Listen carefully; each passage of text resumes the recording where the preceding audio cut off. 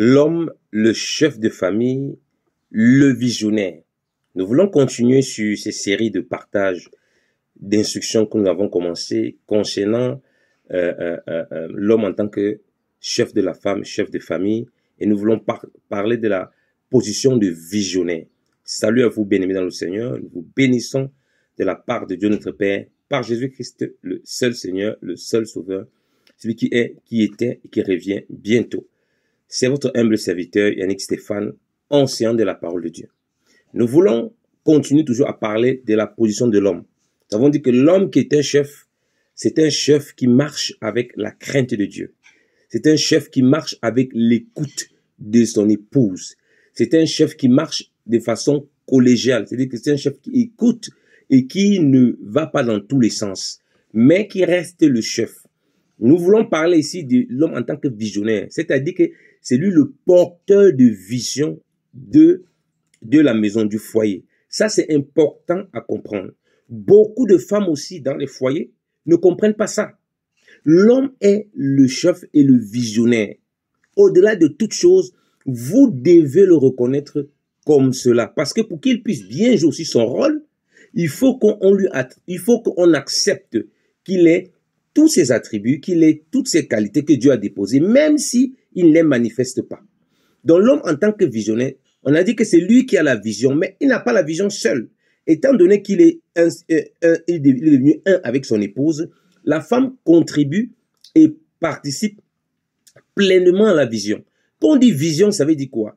Vision, ça veut dire que c'est lui qui donne un peu la direction, c'est lui qui donne un peu comment le cap, vous voyez, comme un capitaine dans le bateau. Mais il n'y en a pas deux capitaines, il ne peut pas avoir deux chefs dans la maison.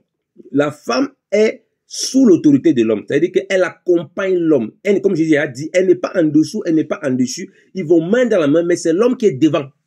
Par contre, vous voyez, parce que c'est comme ça que Dieu a fait. Faut pas essayer de changer. Essayer de changer comme les sociétés modernes font là, ça amène la confusion. Donc, quand on dit que l'homme est le visionnaire, c'est-à-dire que c'est lui qui donne la direction. Il ne donne pas la direction comme il a envie, comme ça lui plaît. C'est ça le gros problème qu'on a avec des fois aujourd'hui qui confondent visionnaire selon Dieu à dictateur selon le monde. Un dictateur selon le monde, il a la vision, mais il impose sans savoir avoir la vie des autres. Mais un visionnaire selon Dieu, la vision qu'il a vient de Dieu, et la vision doit être quelque chose que l'autre est convaincu, parce que la Bible dit, deux personnes ne peuvent pas marcher ensemble s'ils ne sont pas en accord. Ça veut dire que si un homme dit qu'il a un chef, il a une vision, que la femme ne parvient pas à épouser la vision, comment ils peuvent marcher dans la même direction?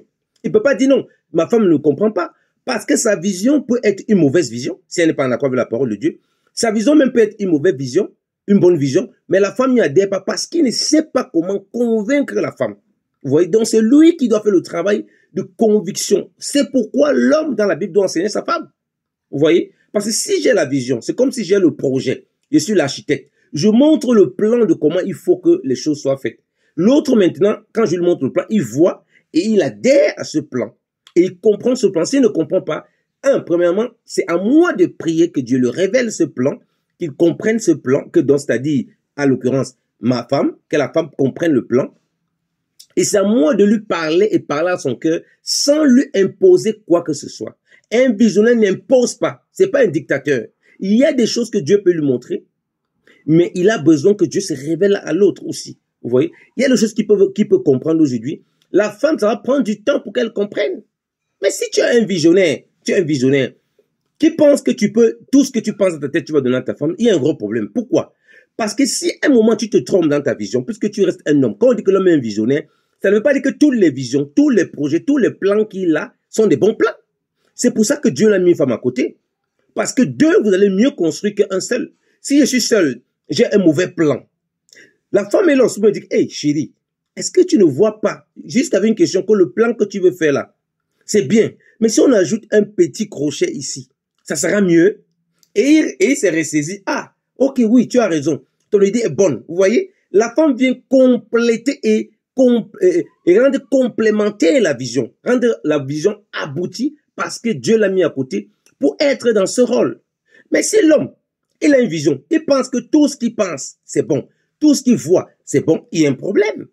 C'est un mauvais visionnaire. Un bon visionnaire aussi, c'est quelqu'un qui est capable de reconnaître aussi ce qui est dans l'autre. C'est-à-dire que comme l'homme est le porteur de la vision, parfois même des projets, c'est ta femme qui peut avoir la vision. C'est Dieu qui peut l'inspirer. Ah, chérie, est-ce que tu ne penses pas que telle chose serait bien? Tu dis, waouh, chérie, tu as une bonne idée. Mais sauf que c'est toi qui vas porter devant la vision. Parce que tu es le visionnaire et le chef. Mais ça ne veut pas dire que tu as dit non, c'est pas à toi d'avoir la vision, c'est pas à toi de penser comme ça, et tu veux maintenant mépriser ta femme. Beaucoup, on dit souvent que derrière un homme puissant, fort, se trouve une femme très forte, très sage. Et c'est pas faux. La Bible dit que l'homme qui a trouvé, l'homme qui a trouvé une digne femme, vous voyez, il a trouvé le bonheur. Vous voyez? Parce que la femme a une grande valeur dans la construction de la vision de l'homme. Vous voyez? Parce que l'homme peut se perdre. Et c'est ça qui est important. Quand on dit que l'homme est le chef, ce n'est pas n'importe quel chef.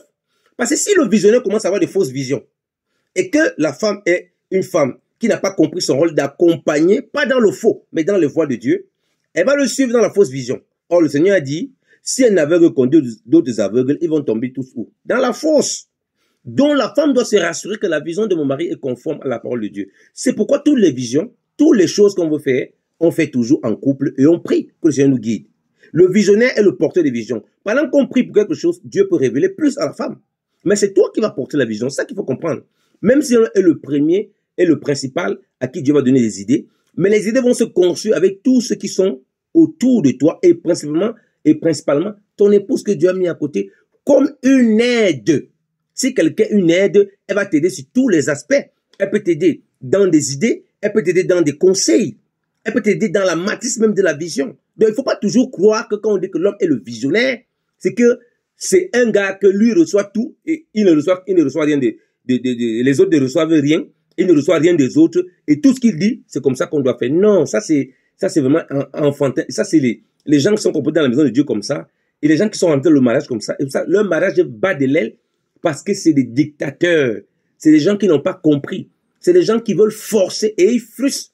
Et puis l'étonner que la femme n'obéit pas, il va dire que la femme des rebelles. Pourtant, c'est lui qui a un problème avec la compréhension de la vision.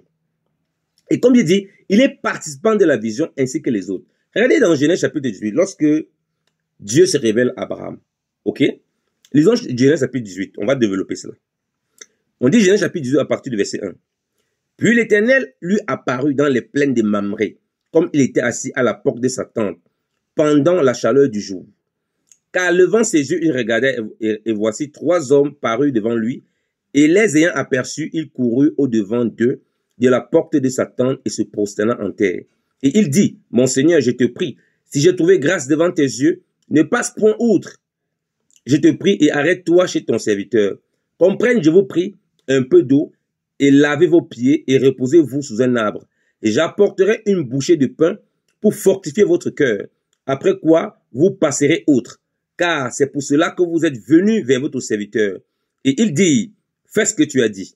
Abraham donc s'en alla en hâte dans la tente vers Sarah, et lui dit, à toi, prends 3 mesures de fleurs de farine, et pétris et fais des gâteaux. Puis Abraham courut au troupeau, et prit un veau tendre et bon, lequel il donna à un serviteur qui se hâta de l'apprêter. Ensuite, il prit du beurre et du lait, et le veau qu'on avait apprêté, il le mit devant eux, et il se tint auprès d'eux sous l'arbre, et ils mangèrent. Et il lui dit, où est ta femme Sarah? Et il répondit, la voilà dans la tente. Et l'un d'entre eux dit, je ne manquerai pas de retourner vers toi en ce même temps où nous sommes, et voici, ta femme aura un fils. Et Sarah l'écoutait à la porte de la tente qui était derrière lui. Amen. Parole du Seigneur. Amen. Vous voyez que l'homme, ici, la figure, l'homme que le visionnaire, c'est Abraham. C'est lui qui a la vision. C'est à lui que Dieu se révèle par ces serviteurs-là, dans lesquels on a 3 hommes qui est une figure de Dieu avec les serviteurs. Bon, après, on sait que 2 vont aller à Sodome et Gomorrhe, qui ce sont des anges qui ont pris des formes humaines, et un avec qui Abraham causait, qui est l'Éternel. Donc, voilà une figure de Dieu. Abraham se tient à la porte de sa tente, comme l'homme, en réalité, se tient devant Dieu dans sa maison. C'est-à-dire qu'il prie le Seigneur. Il est à la porte de sa maison dans la prière. Et la porte de sa maison pour comprendre, dans les idées, dans les projections pour sa famille. Et là, il a la révélation de Dieu. Vous voyez, l'apparition de cela, c'est comme la révélation de Dieu de comprendre comment il faut faire les choses. Parce qu'après, il va savoir qu'il y a Sodome et Gomorrhe qui vont être détruits. Parce qu'après, il va recevoir la révélation que sa femme aussi va accoucher un enfant l'année qui vient. Vous voyez? Parce qu'il y aura tout ça. Mais c'est le visionnaire. Vous voyez que c'est lui qui accueille le Seigneur par ses serviteurs. Donc, c'est lui qui accueille et il donne à chacun une responsabilité, lui-même étant impliqué. Dans l'aspect pratique, on voit que dans la maison déjà, il fait des tâches. Il est lui-même, on dit Abraham, dont Anna et Atta, vers la tente de sa femme, il a dit après telle chose. Et au verset 7, puis Abraham courut au troupeau et prit un veau tendre et bon, lequel il donna à un serviteur qui s'atta de la prêter. Vous voyez que Abraham a donné à un serviteur une tâche, mais lui-même, il est allé chercher cela. Il a couru. Vous voyez, il a participé pleinement à la vision. Vous voyez, chacun avait sa tâche. Voilà un bon visionnaire. Il a eu la vision, il a fait, tout le monde contribuer à la vision. Tous ont vu ses serviteurs, puisque si les étrangers viennent chez vous, on vous envoie acheter des choses, faire des choses, vous les servez, vous apportez à manger à ces personnes, vous les voyez. Donc, tous ont eu la révélation de la vision qui est venue par Abraham. C'est pour ça que je dis que si quelqu'un dit qu'il a la vision, et que Dieu l'a appelé à la vision, les autres aussi doivent adhérer à la vision, donc voir la vision, d'être convaincus. Le fait qu'ils participent et qu'ils voient ces personnes, ces étrangers qui sont là, ils travaillent pour ces étrangers, ça montre la conviction qu'ils ont de suivre leur maître. Et vous voyez que ces gens qui ne discutaient pas avec Abraham, parce qu'Abraham était un homme assis dans ce qu'il faisait. Abraham ne faisait pas n'importe quoi. Personne n'a discuté. Personne ne s'est mis à discuter quoi que ce soit. Parce qu'on savait qu'Abraham, quand il parlait, il ne parlait pas pour imposer les choses. Vous voyez qu'il a dit à sa femme, à toi. La femme n'a pas discuté. La femme ne s'est pas mise à dire que si mon mari me demande de faire telle chose, c'est tellement il y a une raison. Il y a des étrangers à la maison et il faut que je le fasse. Ça doit être important. Ça ici, c'est pas n'importe quel étranger, puisque lui, il a eu la révélation que ces gens ne doivent pas passer. Donc, il voyait plus loin que de simples hommes. Voilà pourquoi l'Écriture précise bien que l'Éternel lui apparut. Donc, lui voyait au-delà de ces hommes Dieu qu'il avait visités. Ça, c'est le visionnaire. Et tout le monde, donc, a participé. Les serviteurs dans la maison et l'épouse dans la maison. Il a eu la révélation, donc, que l'année prochaine, sa femme va avoir un enfant. Vous voyez que sa femme elle-même, elle a entendu, même si elle n'était pas dans la conversation. Voilà un bon visionnaire. La façon dont il opère, la façon dont il fonctionne, la vision et la révélation arrivent même jusqu'à l'épouse. Voilà pourquoi si tu penses vraiment que tu as des idées, tu as des projets qui viennent vraiment du Seigneur, tu n'auras pas imposé des choses à ta femme. Elle-même, elle va goûter la révélation, la conviction de que ce que mon mari veut faire, c'est quelque chose de bien. Et je me suis remarqué, je prends l'exemple sur moi, des choses, quand ma femme a toujours dit, Cyril, je ne sens pas ces choses. Les choses là que j'ai voulu forcer, ça s'est très mal passé. Mais les choses où ma femme parfois, après un temps de prière, je vais faire telle chose. Elle a été d'accord. Et on a prié. Ça s'est bien passé. Et c'est une chose dont elle n'était pas d'accord. J'ai forcé, j'ai vu que ça ne va pas. Parfois, le Seigneur lui-même m'a parlé, mais je me suis entêté. Et ça n'a pas marché comme ça devrait l'être. Mais parfois aussi, je lui dis non.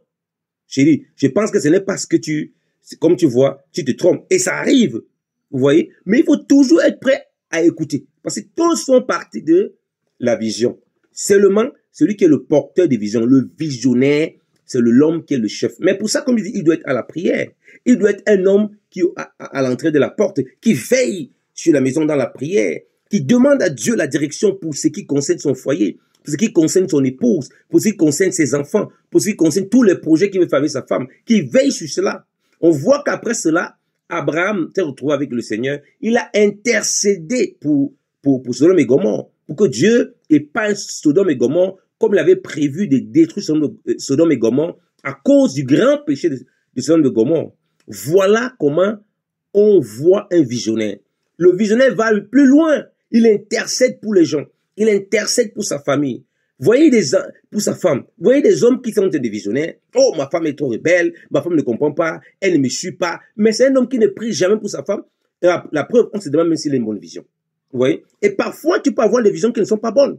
Remarquez que Abraham lui-même, lorsque Isaac est né, il a toujours continué à garder Ismaël. Tellement il aimait Ismaël. Quand sa femme a dit, cet enfant-ci ne va pas hériter avec mon enfant, il fut fort irrité. On aura l'occasion d'en parler de ça. Mais Dieu lui a confirmé que il faut qu'il fasse ce que sa femme dit, parce que sa femme dit est réel. Que Dieu nous donne d'être des bons visionnaires, des hommes qui ont la vision selon Dieu, et que la grâce et la paix de Christ soient avec vous. Amen.